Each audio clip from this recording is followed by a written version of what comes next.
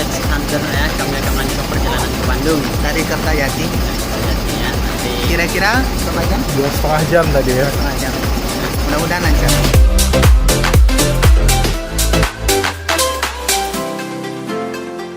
Apa ya kita ya?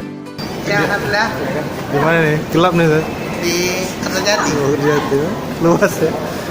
ini adalah para knowledge hunter ya. Sampai ke Bandung kita akan menimba ya, ilmu sebanyak-banyaknya. Insya Allah. Hunger Games ya. Hunger Games. Oke, sahabat intellectual factor, kita telah turun dari Damri. Ini bendera Kertajati ya. Oh, agak gelap ya. Ini ya, kita sudah sampai. Alhamdulillah lancar perjalanan. Sekarang pukul kita lihat 17.30 ya, ada 2 jam lagi lah kita mau berangkat. Tapi alhamdulillah tak masalah ya, mudah-mudahan lancar.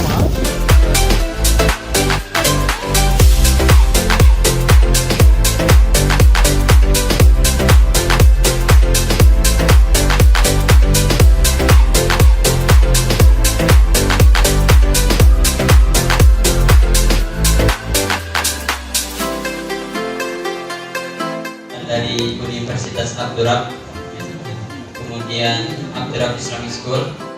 Kenalkan, nama saya Ayatullah Khomeini. Pertama, kesan rekonstruksi peradaban melalui pengukuhan pandangan alam Islam ini memberikan asupan ilmu dan spirit bagi kami di Riau ya. Karena memang Pak Andre dan Bu Susi ingin mengaplikasikan konsep dari Prof. Nakib Alatas sehingga diterjemahkan dalam visi dan misi, pokoknya semua Islamic worldview dan konsep adab. Terima kasih yang belum pernah ke Universitas Abdurrahman dan Islamic School Abdurrahman ya.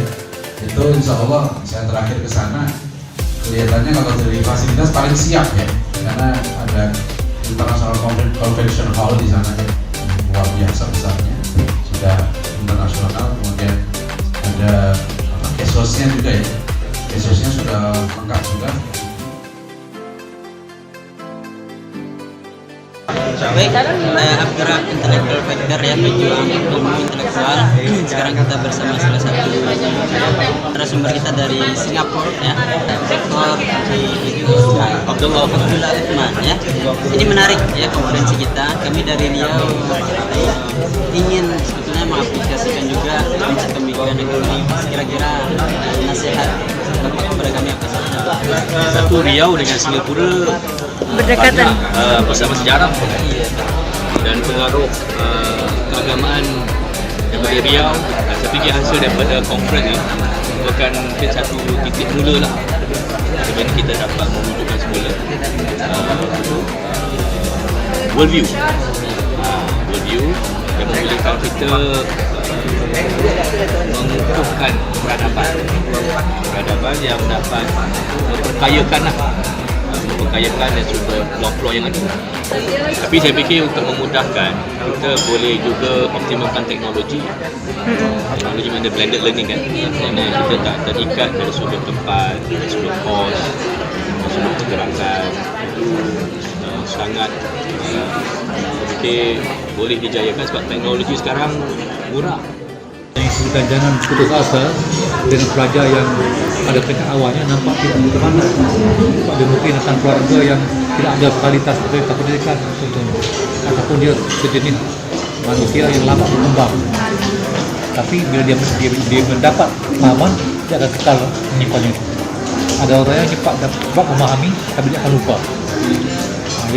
Jadi bagi saya dan bagi orang Adam juga, strategi yang paling baik reformasi pendidikan dan masyarakat adalah melatih guru-guru pada tingkat sekolah dengan betul, bukan saja apa yang mereka capai, tapi akhlak mereka, budaya mereka, dan juga para sarjana non-muslim yang punya akhlak yang baik. Dan kalau mereka bukan non-muslim sekalipun, dan akhlak mereka terbaik sekalipun, dan kalau mereka menyumbang pada manusia, kita harus dedahkan, tapi harus menyatakan di mana kelemahan para sarjana itu, supaya kita boleh ambil yang baik dan tinggalkan yang tidak baik itu. Dari Riau, kita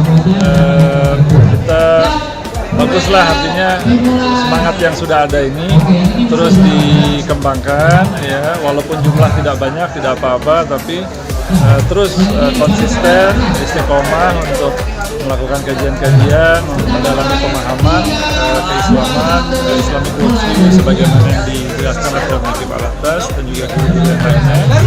Dan mudah-mudahan insya Allah dengan keikhlasan akan terus berkembang makin lama makin banyak dan memberikan manfaat luas buat masyarakat. Pertama kita harus sabar.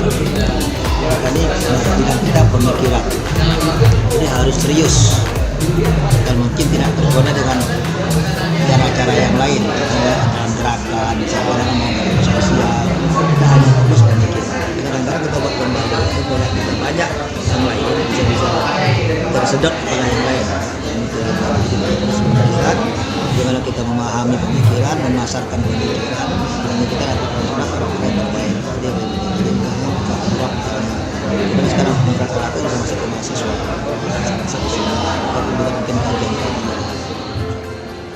Mustahil untuk islamisasi, tapi integrasi memang berbeda kan? Islamisasi dan integrasi itu berbeda.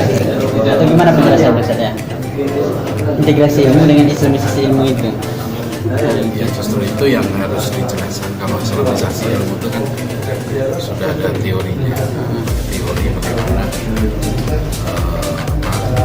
Kalau menurut saya sih nggak perlu dipertajam, tapi integrasi dan islamisasi itu bisa satu kesatuan. Jadi sebelum diintegrasikan perlu diislamisasi.